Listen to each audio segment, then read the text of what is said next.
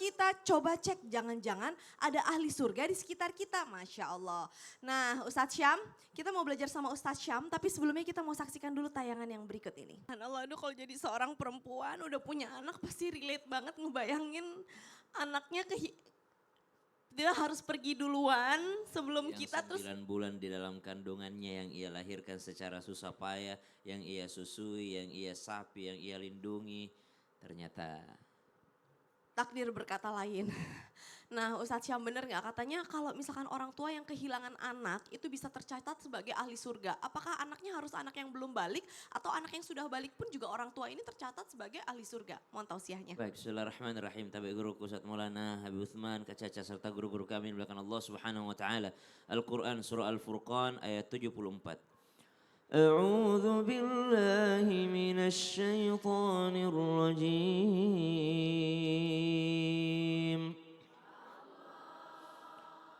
والذين يقولون ربنا هب لنا من أزواجنا وذرياتنا قرة أعين ربنا هب لنا من أزواجنا وذرياتنا قرة أعين وجعلنا للمتقين إماما.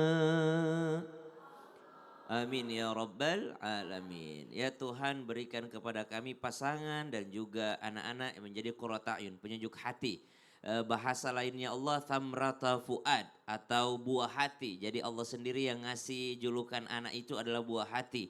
Dalam riwayat ketika Allah bertanya kepada malaikat, apa yang kau lakukan kepada hambaku? Apakah engkau menjalankan tugasmu hari ini? Kata malaikat, iya ya Allah. Apa yang kau lakukan? Apakah engkau mencabut nyawa buah hatinya? Kata malaikat, iya ya Allah, telah kulakukan ya Allah. Lalu bagaimana responnya? Hamidaka wastarja'. Dia memujimu ya Allah dan dia mengucapkan inna lillahi wa inna ilaihi raji'un. Maka bangunkan atau sediakan, siapkan pintu surga di dalamnya yang bernama Baitul Hamdi atau tempatnya, istananya orang-orang yang banyak memuji Allah Subhanahu wa taala. Jadi baik anak yang sudah baligh ataupun belum baligh, keduanya adalah buah hati dari orang tuanya karena kesedihannya masing-masing berbeda. Anak yang masih kecil yang belum baligh mungkin sedih.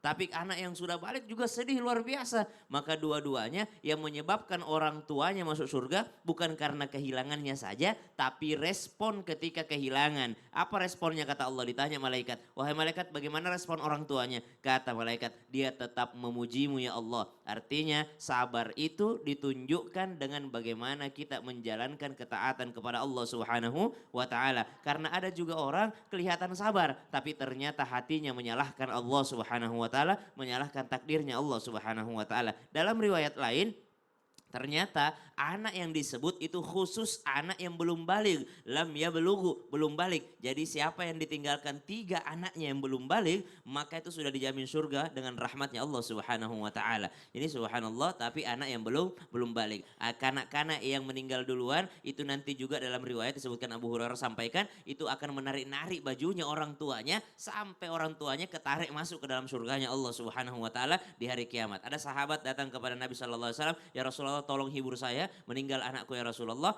Maka hiburannya adalah, tidakkah engkau bahagia ketika engkau nanti berada di akhirat lalu anakmu yang membukakan pintu surga untukmu. Subhanallah. Allah emang itu kayaknya ujian bagi orang tua paling berat itu harus kehilangan anak itu udah pasti. Allah, itu ujiannya Nabi Ibrahim alaihissalam. Hanya diuji untuk menyembelih anaknya Nabi Ismail alaihissalam. Tapi ya seperti itu kesabarannya yang membuahkan hasil yang luar biasa. Baik, jazakallah khair. Sama-sama Kak Caca. Kasih tepuk tangan dulu dong Bu, ya Allah. Insya Allah kita semua anak cucu keturunan keluarga besar kita Allah kasih keselamatan dunia wal akhirat. Amin ya Allah ya Rabbal Alamin. Nah Ustadz Maulana, kita masuk lagi nih ke segmen Ustadz bertanya, kami menjawab. Dengar-dengar ada Piti lagi nih. Benar, sebelum sama Ustadz kita harus nonton dulu ada sesuatu nih. Apa sih ini dia? Subhanallah, susahnya khusyuk saat lagi sholat ya Ustadz ya. Semuanya dulu, semuanya. Siapa yang relate? Relate banget kalau lagi ada masalah sholat iya, 15 menit tuh kayaknya nggak berasa ya. Tapi kalau lagi nggak ada masalah 5 menit kayak lama banget ya Allah. Ustadz mau nanya sama siapa nih? Aku mau nanya, kalau tadi sebelah kanan, mau tanya sebelah kiri nih. Yang mana? Aduh, pas tengah-tengah aja deh. Oke, silakan. Ibu, berdiri Bu. Ya. Perkenalkan namanya Ibu, dari Majelis Taklim mana? Assalamualaikum warahmatullahi wabarakatuh. Waalaikumsalam warahmatullahi wabarakatuh. Nama saya Evi Rosanti, saya dari Majelis Taklim Al-Ikhlas, Ranca Bali, Padalarang, Kabupaten Bandung Barat, Pak Ustadz. Apa yang membuat Ibu biasanya susah khusyuk dalam salat? Biasanya sih paling mikirin kerjaan rumah, Ustadz. Oh, Terus mau belanja apa ya besok. oh gitu. Terus sama mikirin utang, Ustadz, kalau lagi ada Ustadz. Saya mah nggak percaya kalau Ibu ini punya utang. Oh bisa nggak percaya Ustadz? Tuh gelangnya aja 3. Ngeri kali ya. Emang kenapa sih tadi Ustadz bertanya seperti itu? Kenapa Saya Ustadz? bertanya, Oh, wassalamualaikum. Terima kasih, Assalamualaikum warahmatullahi wabarakatuh. Waalaikumsalam warahmatullahi wabarakatuh. Kenapa sih Ustadz tadi nanya gitu? Kenapa Ustadz? ini sebenarnya ada ahli sorga yang ada di bumi ini.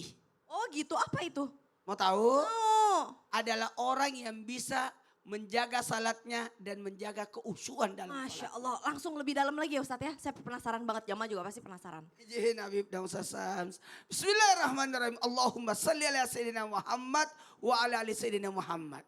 Kalau mau tahu apakah seseorang itu apakah kita termasuk penghuni sorga, maka lihatlah bagaimana kita menjaga salat kita. Apanya mau dijaga salat kita?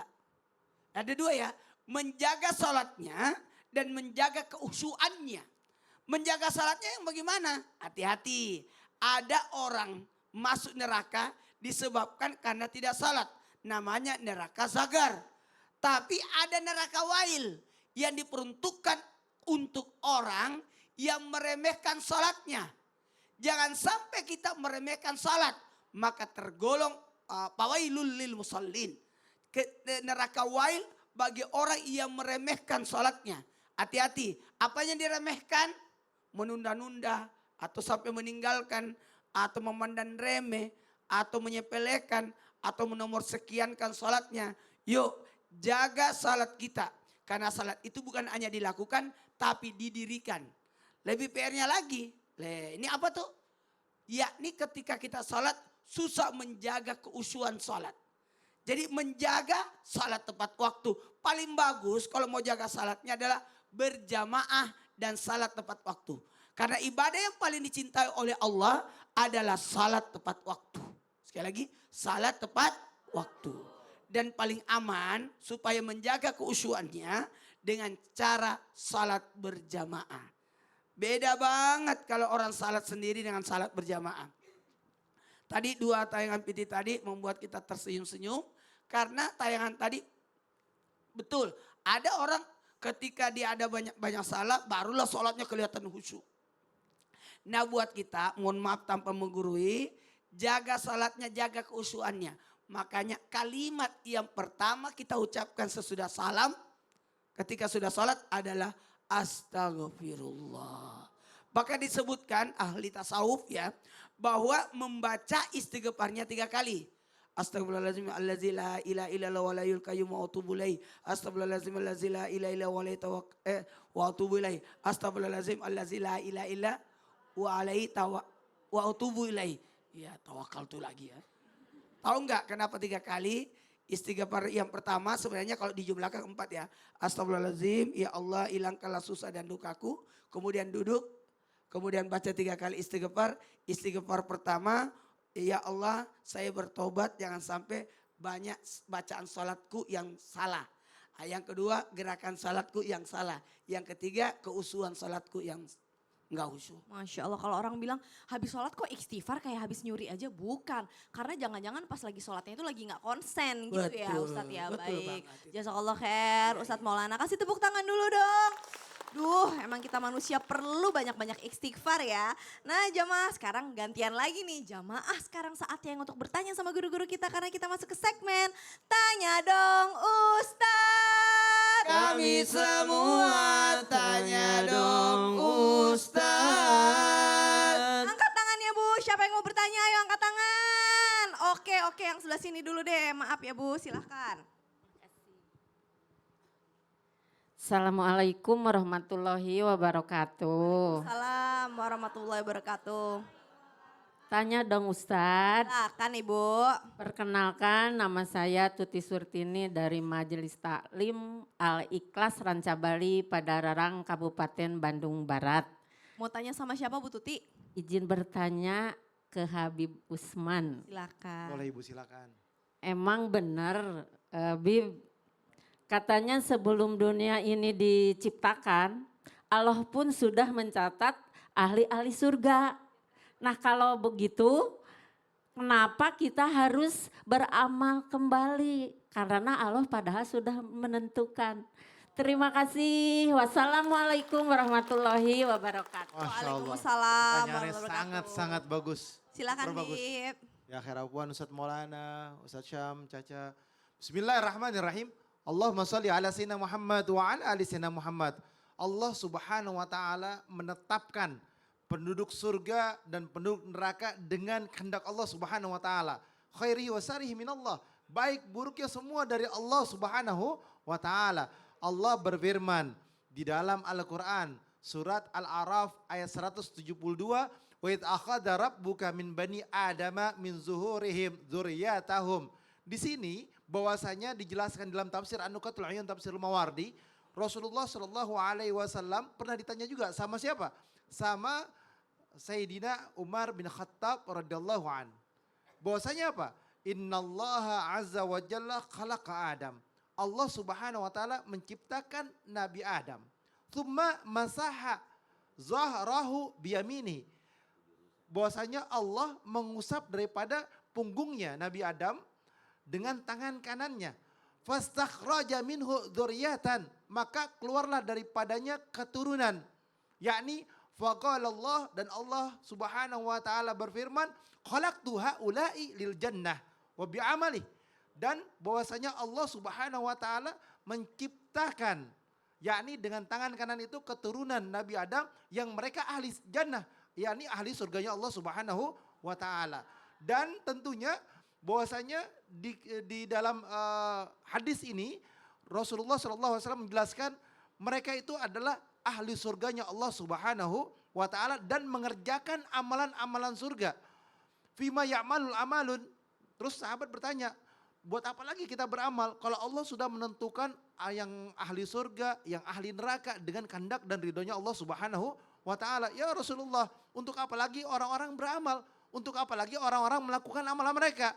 Maka Rasulullah SAW bersabda dengan kalimat yang indahnya, bahwasanya setiap hamba yang dia mendekatkan diri kepada Allah subhanahu wa ta'ala, yang dia berusaha untuk taat kepada Allah, maka Allah akan dekat kepadanya. Takdir bisa dirubah dengan apa? Dengan doa, dengan apa lagi? Dengan sedekah, dengan silaturahmi. Oleh karena itu berlomba-lombalah kalian mendekatkan diri kepada Allah agar Allah kasih takdir yang baik. Dan berprasangka baiklah kepada Allah sehingga Allah berikan kebaikan kepada kita.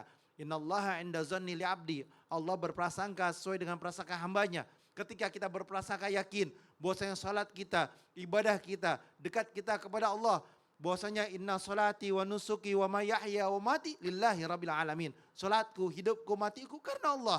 Semua yang kita diciptakan di muka bumi ini oleh Allah, karena Allah, dan mencari ridhonya Allah. Kita hidup di dunia karena Allah, dan kita hidup di dunia untuk beribadah kepada Allah. Oleh karena itu yakinlah kita mendapatkan ridhonya Allah sehingga Allah ridho kepada kita. Amin ya Allah ya Rabbal Alamin. Jadi intinya memang walaupun udah dicatat tetap harus ada ruang usaha kita di situ ya Bib ya. Wajib berusaha karena Allah melihat usaha kita. Masya Allah, tabarakallah, jazakallah khair Habib. Kasih tepuk tangan dulu dong Bu. Nah siapa lagi nih jamaah yang mau bertanya, angkat tangan, ayo. Coba deh yang sebelah sini nih, kayaknya yang paling pojok nih udah paling, saya mau nanya gitu. Yang mana Bu? Silahkan. Bismillahirrahmanirrahim. Assalamualaikum warahmatullahi wabarakatuh. Waalaikumsalam warahmatullahi wabarakatuh. Izin bertanya ke Pak Ustadz Sam. Kenapa Ustadz Maulana kesini, kenapa Ustadz? Kenapa? Aku lebih cenderung ibu ini nih. Dia yang bertanya, dia yang serius ya. Dia tadi Silakan, jorokin Ibu. temennya, ini katanya. Ya. Nama saya Ipa Saripah Ya. dari Majelis Taklim Al-Ikhlas Rancabali Padalarang Kabupaten Bandung Barat. Oke, mau nanyanya apa, Bu? Emang benar Ibu udah bangun kan? Ayo atulah, saya nungguin dari Pak tadi di Ustadz sini. mau Ya. bertanya, Sok-sok atuh Bu. Ah. emang benar Tunggu, Bu, sebelum nanya. Ibunya jangan emosi, tenang Bu, tenang. Iya, temennya jadi tegang. Emosi ini Ibu. Ayo, Bu, Ya Allah, ayo. Bu. Pegang tongkat saya. Pegang tongkatnya ini, pegang. Pegang pegang. Ya. Ikut dulu Bu, ikut dulu tuh Bu. Ya Allah. Ini yang merusak konsentrasi temennya. Ya, ayo. Ibu tunggu di sana dulu tuh sama Ustadz Maulana. Oke, ayo Ibu, konsen. Ayo Ibu, gimana Ibu?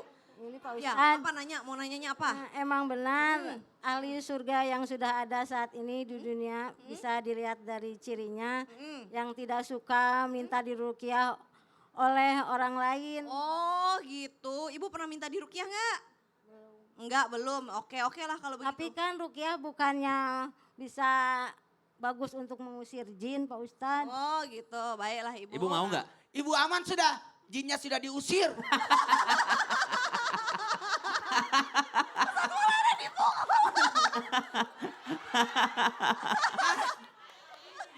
Oh iya. Masya Allah, tabarakallah.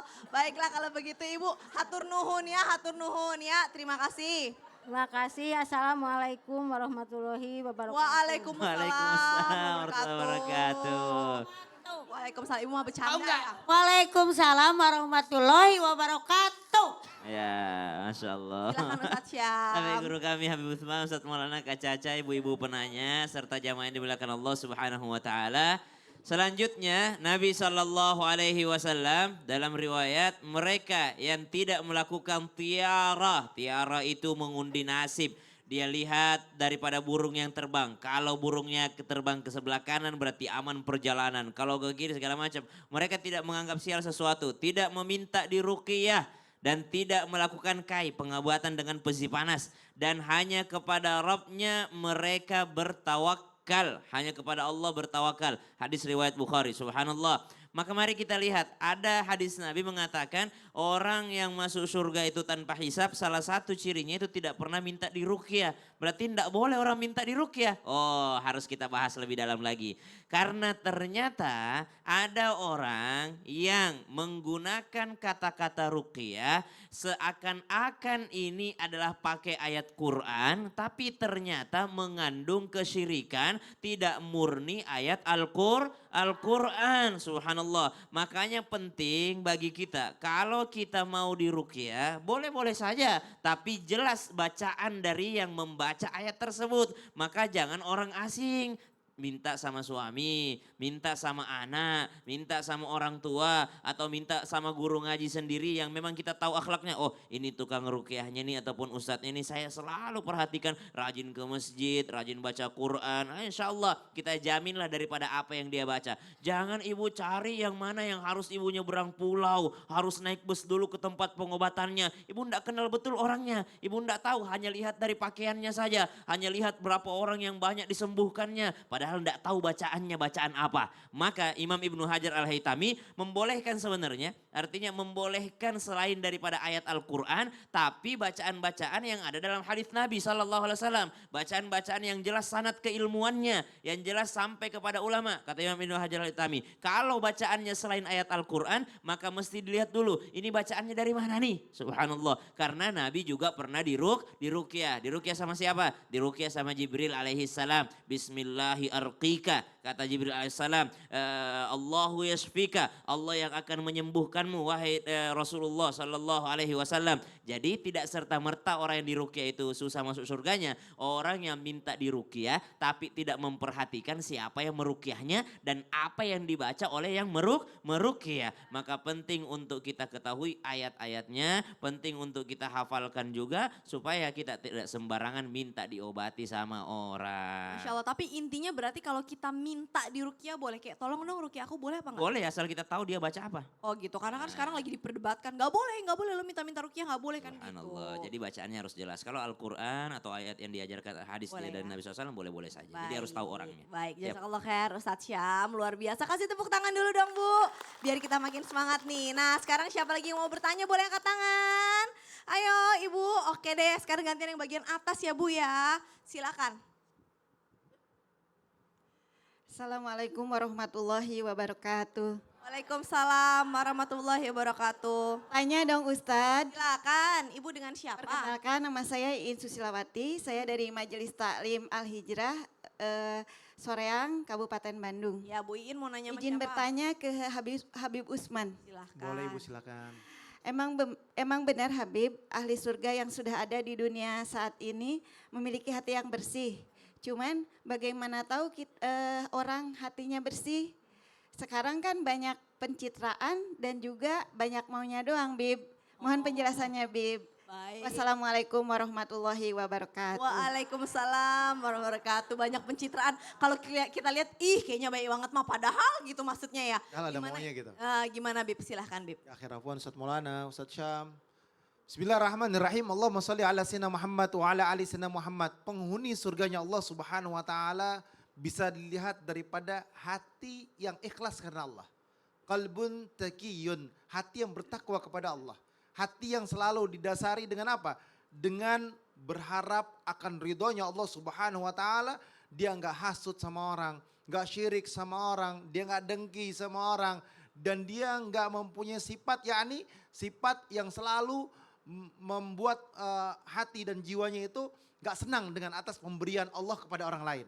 Contoh misalkan ada orang yang dikasih rezeki sama Allah, misalkan dikasih 100 juta. Kakaknya ataupun adiknya dia enggak senang.